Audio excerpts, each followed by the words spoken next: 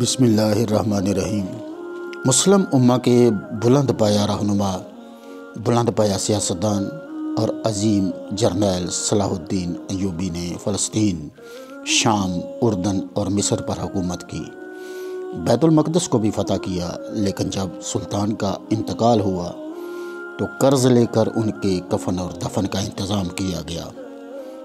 ان کی تجہیز و تدفین نہایت سادگی سے ہوئی۔ ہر مسلمان کی آنکھ اشک بار تھی اور دمشق کی گلیاں رنج و الم کا آئینہ بن گئی تھیں۔ ان کی وفات کے بعد ان کی ذاتی جائیداد کا حساب کیا گیا تو ایک گھوڑا، ایک زرہ، ایک دینار اور 36 درہم کے علاوہ کچھ نہیں تھا۔ وہ شدید خواہش کے باوجود حج نہ کر سکے۔ یہ تھے عظیم لوگ۔ جناب صلاح الدین ایوبی رحمۃ اللہ تعالیٰ علیہ کی داستان حیات کی باقاعدہ سے دوسری قسط پیش کرنے جا رہا ہوں۔ پہلی قسط میں صرف آپ کے حالات زندگی اور آپ کا تعارف پیش کیا گیا۔ اقبال اس حوالے سے کہتا ہے کہ نگاہ مرد مومن سے بدل جاتی ہیں تقدیریں، جو ہو ذوق یقین پیدا تو کٹ جاتی ہیں زنجیریں۔ 1169 میں دنیا اسلام کا سیاسی مطلع پرسکون تھا اور مسیحی دنیا میں بھی کسی ہنگامے کے آثار نہ تھے۔ فلسطین میں صلیبی جنگ آزما بے کھٹکے اور اپنے کاروبار میں مصروف نظر آتے تھے۔ بظاہر تو یوں ہی محسوس ہوتا تھا کہ جیسے ہر طرف سکون ہی سکون ہے، لیکن حقیقی معنوں میں امن نہ فلسطین میں تھا اور نہ ہی دوسرے ملکوں میں۔ پچھلی گرمیوں میں بارش نہیں ہوئی تھی، گندم اور جو کے لہلاتے کھیت مرجھا گئے تھے، فصلیں کم تھیں اور غلے کی مقدار بہت مختصر۔ مویشیوں کے لیے چارہ بھی کم تھا اور پھلوں کی فصل بھی برائے نام تھی۔ ایسے سخت زمانے میں بعض اوقات لوگوں کا جی چاہتا ہے کہ شمشیر باکف سرحد عبور کر کے اپنے ہمسائے کے کھلیانوں پر قبضہ جما لیں۔ عیسائی اور مسلمان اس قسم کی طاقت و تاراج اور لوٹ مار کے عادی تھے۔ گزشتہ 70 سال سے یروشلم اور اس کے نواحی علاقے میں صلیبی فاتحین کا قبضہ تھا۔ وہ وہاں آباد ہو گئے تھے اور انہوں نے وہیں رہنے کا عزم کر لیا تھا۔ ان سے قبل یہاں بنی اسرائیل کے معبد تھے۔ انہوں نے بنی اسرائیل کے معبدوں کی جگہ اپنے کلیسا بنا لیے تھے اور دور دور تک پہاڑیوں کے سنگلاخ چوٹیوں کو قلعوں کا تاج پہنا دیا تھا۔ وہ اس سرزمین کے حاکم تھے۔ ان طالع آزماؤں کے بیٹے اپنے والدین کے وطن سے ناآشنا تھے۔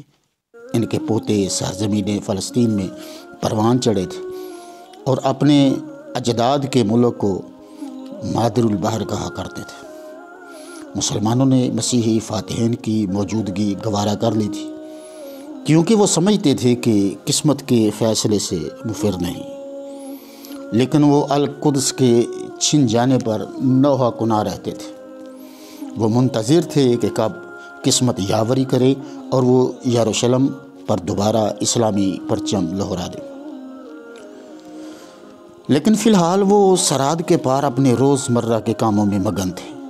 اسلامی سلطنت اور مسیحی ریاست کے درمیان کوئی واضح حد فاصل نہ تھی، بس ایک محوم سا خط تھا جس کے پار اسلامی دنیا شروع ہوتی تھی اور مسیحی اقتدار کی حدیں ختم ہو جاتی تھیں۔ مقبرہ مسیح کے کلیسا کے بلند میناروں پر ایستادہ محافظوں کی نظریں یروشلم کی سلیٹی چھتوں اور شہر پناہ کے مورچوں پر سے گزر کر دریائے اردن کی کھائی پر پھیلی ہوئی دھند اور کوہ ماب کی نیرگوں چوٹیوں سے پرے سرحدوں کا جائزہ لیتی رہتی تھی۔ اس سرحد سے پرے دنیا اسلام آباد ہے۔ اگر کوئی راہبوں اور زائروں کے ہمراہ چٹانوں اور مٹی کے تودوں کی ویرانیوں کو طے کرتا ہوا دریائے اردن کے کنارے پہنچ جائے تو دریا کے کنارے پر اگے ہوئے سرکنڈوں اور گدلے پانی کے پار کہیں کہیں پست مینار دکھائی دیں گے، جن کے گرد گھوڑوں کے استبل ہیں، اور شاید کہیں قریب ہی زیتون کے درختوں کے جھنڈ میں مسلح آدمی بھی نظر آ جائیں۔ اگر کوئی دریا کو مینار کے مقابل والے گھاٹ سے پار کر کے تھوڑی دور مشرق کی طرف جائے تو وہ بدبوؤں کے دھاری دار سیاہ خیموں تک پہنچ جائے گا، جہاں ان کی عورتیں، بچے، بھیڑیں اور کتے ہوں گے۔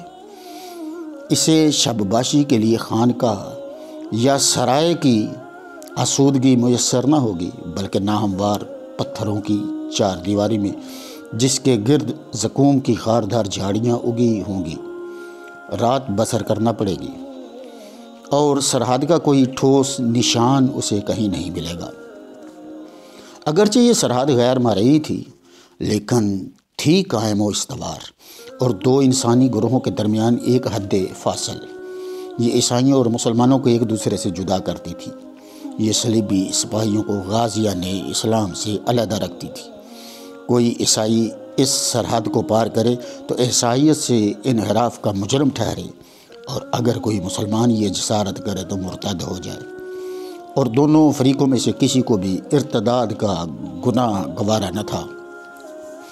12ویں صدی کے لوگ ایمان کی قوت سے زندہ رہتے تھے۔ عیسائیوں کی نظروں میں صلیب ایک ازلی صداقت کا زندہ نشان تھی۔ وہ خداوند تعالیٰ کے منظور نظر تھے، اور آقا و مولا یسوع علیہ السلام کے پیروی کرنے میں ہی ان کی فلاح تھی۔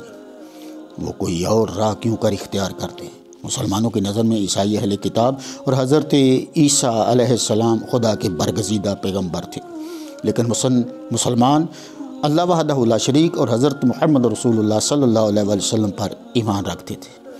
یوم حساب کو جب ہر نفس اپنے اعمال کے لیے جواب دہ ہوگا، اس وقت ایمان والے جنت میں جائیں گے اور بد اعمال لوگ فراموش کر دیے جائیں گے۔ مسلمانوں کو پکا یقین تھا کہ اس راہ کے سوا فلاح کی اور کوئی راہ نہیں ہے۔ مسلمانوں اور عیسائیوں کے درمیان اختلافات کی خلیج اتنی گہری اور وسیع تھی کہ اسے کسی اور طریقے سے بھی پر نہیں کیا جا سکتا تھا، لیکن پھر بھی وہ امن اور چین سے ایک دوسرے کے دوش بدوش رہ سکتے تھے، جیسا کہ گزشتہ کئی صدیوں کے ساتھ وہ ایک ساتھ رہ رہے تھے۔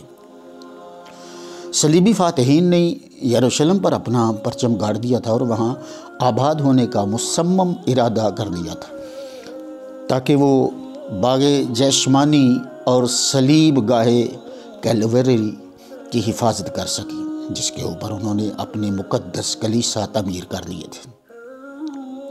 ان کی نظروں میں یروشلم کی سرزمین دنیا کا سب سے معزز اور متبرک خطہ تھی، لیکن اس بات کا احساس نہ مسلمانوں کو تھا نہ عیسائیوں کو کہ 1169 کے واقعات اس طویل سیاسی بحران کا فیصلہ کرنے والے ہیں، جس کا سرزمین فلسطین کئی برس سے شکار ہے۔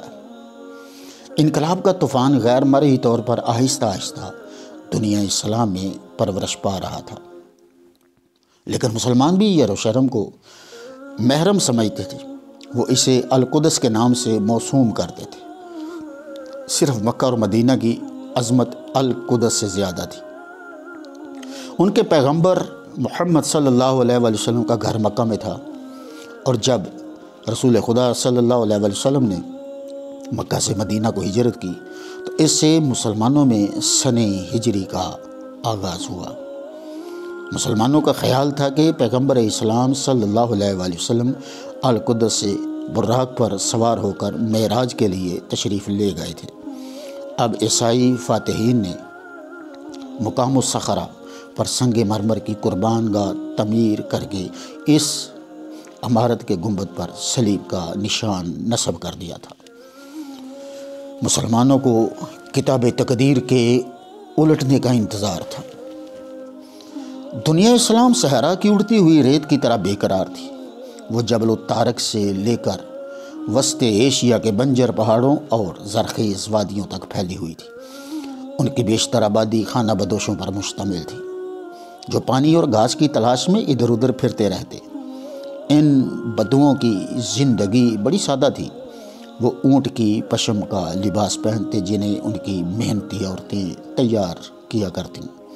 دن بھر بچے سیاہ بکریوں کے ریوڑوں کی رکھوالی کرتے۔ عورتیں گھر کے کام کاج میں لگی رہتیں اور آگ جلانے کے لیے اونٹ کی مینگنیوں کے اپلے تھاپتیں۔ مرد کھیتی باڑی کرتے اور لکڑی کے ہل سے زمین کا سینہ چیرتے۔ یہ ہل رسوں کے ذریعے اونٹوں کے شانوں سے کسا ہوتا تھا، اور سہاگا چلانے کا کام خچروں سے لیا جاتا تھا۔ یہ حال اور حالات تھے کشاورزی پرانی طرز کے تھے، اور غالباً حضرت سلیمان علیہ السلام کے زمانے سے فلسطین میں رائج تھے۔ وہ اللہ کے بھروسے پر ان آلات سے کھیتی باڑی کرتے، اور اگر بارش بر وقت ہو جاتی تو انہیں کسی بھی چیز کی پرواہ نہ رہتی۔ یہ بادیہ پیما دشت و صحرا کے ہر چشمے اور کنویں سے واقف تھے۔ اگر کوئی اجنبی بھٹکاتا ادھر آ نکلتا تو ان کی دست برد سے نہ بچتا، اور وہ اسے بے دردی سے لوٹ لیتے۔ پانی عوام کے لیے واقعی چشمہ حیات تھا۔ اگر بارش نہ ہوتی تو گھاس مرجھا جاتی اور گرمی سبزے کو جھلسا کر رکھ دیتی۔ اس زمانے میں تالاب اور حوض سوکھ جاتے اور پانی زہر آلود ہو جاتا۔ بھیڑوں اور بکریوں کے ریوڑ کم ہو جاتے۔ خشک سالی اور وباؤں کا چولی دامن کا ساتھ تھا۔ اس کے برعکس بہتے پانی کی فراوانی سے جنت ارضی کا نقشہ کھنچ جاتا۔ کہیں تو دامنے ریگزار پر کھجوروں کے جھنڈ اور سبزے کی روح آفریں بہار ہوتی، اور کہیں دامنے کو میں زمین دوز کاریز سے سیراب شدہ باغوں کی شادابی کے مناظر۔ مسجدوں کے کشادہ سنگین حوضوں سے لوگ اپنی پیاس بھی بجھاتے اور ضروریات زندگی کے لیے پانی بھی لے جاتے۔ وہ مقام جہاں پانی میسر نہ ہوتا نہایت افلاس زدہ اور غیر آباد ہو جاتا۔ دجلہ و فرات اور نیل جیسے حیات افروز دریاؤں کے کناروں پر آبادیوں کے ہجوم تھے۔ دریاؤں کی طغیانی ان کی خوش زمینوں کو پانی اور زرخیز مٹی مہیا کرتی، چنانچہ ان کی خوشحالی کا دار و مدار باقاعدہ طغیانیوں پر تھا، اور جب دریاؤں کا پانی ان کی دعاؤں کے باوجود کناروں سے نہ اچھلتا تو انہیں خشک سالی اور زبوں حالی کا سامنا کرنا پڑتا تھا۔ گرمی سے جھلسے ہوئے صحراؤں اور خشک ویرانوں کے خوگر بادیہ نشینوں کے لیے نخلستان کی گھنی اور ٹھنڈی چھاؤں اور کنارہ دریا کی شادابی پیغام حیات سے کم نہ تھی۔ پچھلی 5 صدیوں کے دوران میں عرب تمام اہل اسلام میں سرفراز اور ممتاز ہو گئے تھے۔ ان کی اولیت مسلم تھی، اور انہی بادیہ نشین بدوؤں، سیاہ سوڈانیوں اور سخت کوش تاجکستانیوں پر فوقیت حاصل تھی۔ ان کی سلطنت اندلس سے لے کر چین تک پھیلی ہوئی تھی، اور تقریباً نصف ایشیا ان کے زیر نگی تھا۔ بیشتر تجارت ان کے ہاتھوں میں تھی۔ رومیوں کی طرح وہ بھی فاتحانہ غرور سے سرشار تھے۔ وہ ذوق جستجو کے حامل بھی تھے اور اثر پذیر بھی۔ وہ یونان اور ایران کی قدیم تہذیبوں سے خوب فیض یاب ہوئے، جیسے قرون وسطیٰ کے یورپ میں لاطینی علم و حکومت کی زبان تھی، اسی طرح عربی مغربی ایشیا کے اہل علم کی زبان قرار پائی۔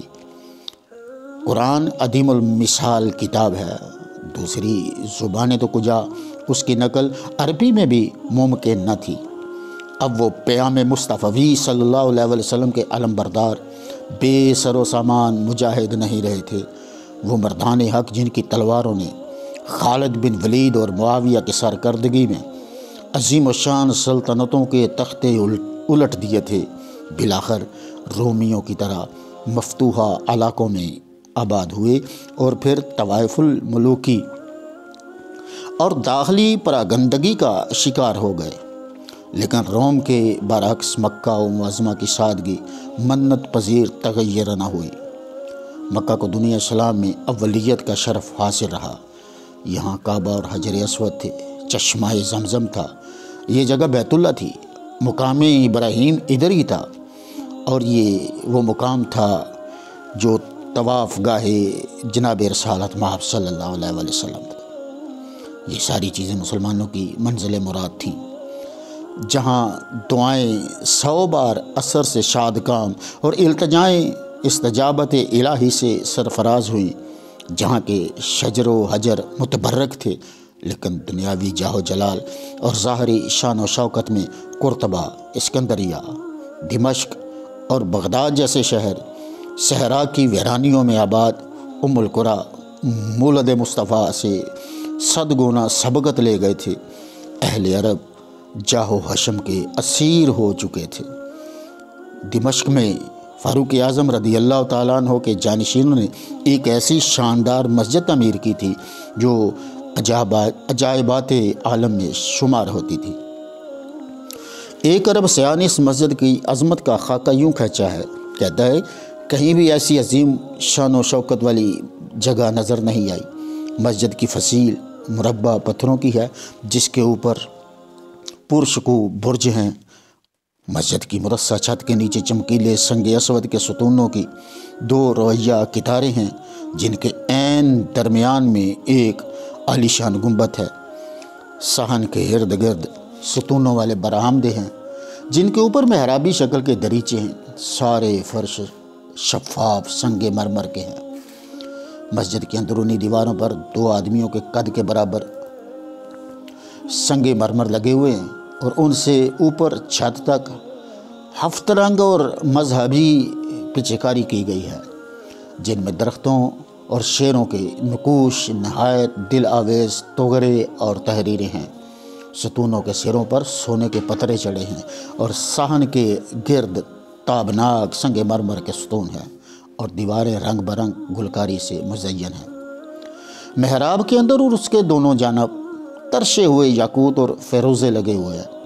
مسجد کے گنبد کے اوپر طلائی نارنج اور انار بنے ہوئے ہیں۔ چاروں دروازوں کے مقابل وضو کرنے کے لیے سنگ مرمر کے حوض ہیں جو تازہ پانی سے لبریز رہتے ہیں۔ ان کے درمیان مرمر کے فواروں سے پانی چھوٹتا ہے۔ خلیفہ ولید الاول نے اس مسجد کی تعمیر پر ملک شام کے 7 سالہ خراج کے علاوہ سونے چاندی سے لدے ہوئے 18 جہازوں کی دولت صرف کی تھی۔ مسجد کے اندر اس مسدود راستے پر جو کبھی اس رومی گرجے کا دروازہ تھا جس پر یہ مسجد تعمیر کی گئی، ایک تحریر جو امتداد زمانہ سے ماند پڑ گئی ہے اب بھی نظر آتی ہے۔ اے یسوع مسیح علیہ السلام، تیری بادشاہت لازوال ہے، تیری حکومت زندہ و پائندہ اور ہر دور ہر زمانہ میں قائم و دائم ہے۔ واقعی عرب اہل ثروت ہی نہ تھے، اہل دل بھی تھے۔ ان کی شمشیریں ہمیشہ فتح و نصرت سے ہمکنار رہی تھی اور ان کے پھریرے ایک طویل و عریض سلطنت پر لہراتے تھے۔ وہ یزدگرد کے محلات، سمرقند کے باغات، بازنطینیوں کے مرصع عمارات اور مصر کے خزانوں کے مالک بن گئے تھے۔ اگرچہ ہارون الرشید کی شان و شوکت داستان پاری نہ بن چکی تھی، لیکن اس دور کے امیر المومنین بھی جاہ و حشم میں کم نہ تھے۔ ان کے محلات کے صحن کھلے میدانوں کی طرح کشادہ تھے۔ ان کے حضور استادہ محافظ دستوں کی سیاہ اور سنہری عبائیں نیلگوں آسمان پر ہیروں کی طرح چمکتی اور گھوڑوں کی کلگیاں گندم کے سنہری بالیوں کی طرح نسیم سحر کے جھولے میں جھولتی، اور جب ہوا تیز چلتی تو محلات کے دروازوں پر کانسی کے شیر دھاڑنے لگتے۔ مدت مدید سے پری چہرہ زنوبیہ اپنے مرکز میں اسودہ خواب تھی اور بلقیس کے محلات کو اجڑے زمانہ گزر گیا تھا، لیکن اب بھی صحرا نشینان عرب جنوبیہ کی نمائش گاہ کے مرمری ستونوں میں اور ہیکل بلقیس کے قریب گندک کے گرم چشموں پر جھومتے ہوئے کھجور کے درختوں کے سائے تلے اپنے سیاہ خیمے نصب کرتے تھے۔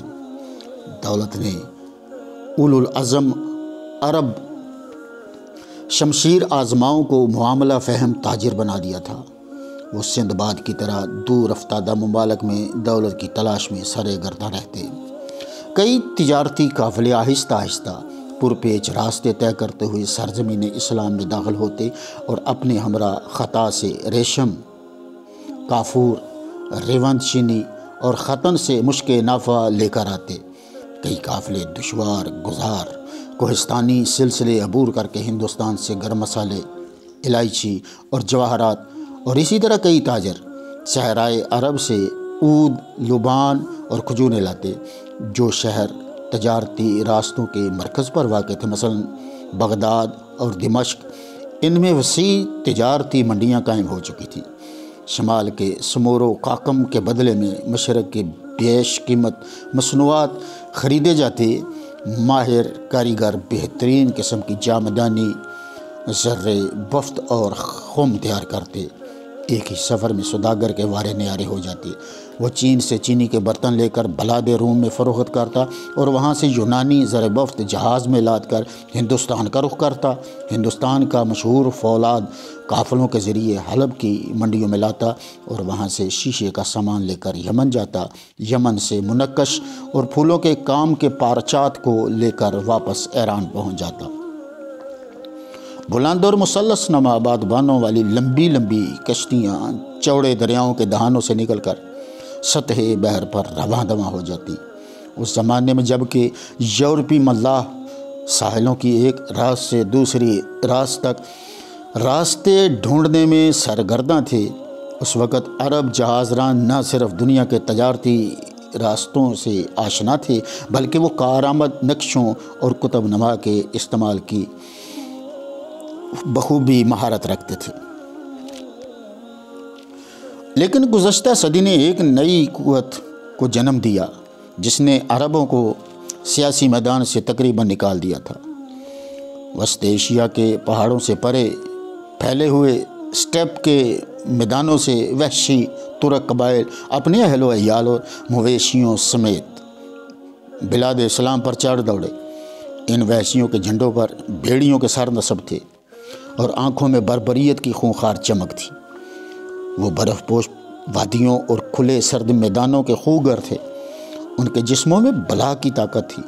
وہ تلوار کے دھنی تھے اور آن تھک سوار۔ ان وحشیوں نے ہنگروی اور قاجار قبائل نے یورپ کا رخ کیا تو بعض دریاؤں کے رخ کے ساتھ سیل رواں کی طرف امڑتے ہوئے سمرقند و بخارا کی شاداب وادیوں میں آ کر رکے، پھر جنوب اور مغرب کے گرم اور زرخیز ممالک کی راہ اختیار کی۔